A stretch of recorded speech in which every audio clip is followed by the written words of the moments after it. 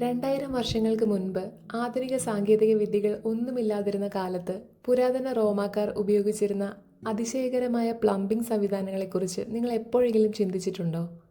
ചരിത്രത്തിലെ ഏറ്റവും മികച്ച എഞ്ചിനീയറിംഗ് അത്ഭുതങ്ങളിൽ ഒന്നിലേക്ക് നമുക്കിന്ന് തിരിഞ്ഞു നോക്കാം.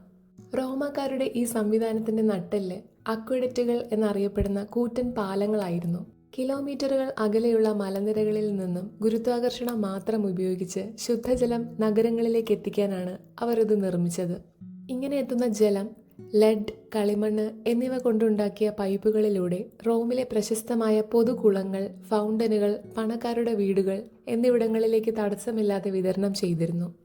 മാലിന്യ സംസ്കരണത്തിലും അവർ ഒട്ടും പിന്നിലായിരുന്നില്ല. ക്ലോക്ക മാക്സിമ എന്നറിയപ്പെടുന്ന ലോകത്തിലെ തന്നെ ആദ്യത്തെ ഭൂഗർഭ അഴുക്കുചാൽ സംവിധാനങ്ങളിൽ ഒന്ന് അവർ നിർമ്മിച്ചു. എന്നാൽ റോമിലെ പൊതു ശുചിമുറികൾ ഇന്നത്തെ കാലത്ത് നമ്മെ അത്ഭുതപ്പെടുത്തുന്ന ഒന്നാണ്. സ്വകാര്യതയെ ഇല്ലാതെ ഒന്നിനൊന്ന് ചേർന്നിരിക്കുന്ന കല്ലുകളിൽ അവർ ഒരുമിച്ചിരുന്ന് സംസാരിച്ചുകൊണ്ടാണ് പ്രഭാത കർമ്മങ്ങൾ ചെയ്തിരുന്നത്.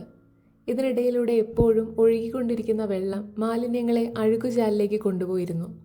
ശുചിയാക്കാൻ അവർ ഒരു വടിയുടെ അറ്റത്ത് ഉറപ്പിച്ച ടെർസോറിയം എന്നൊരു സ്പോഞ്ചാണ് ഉപയോഗിച്ചിരുന്നത്.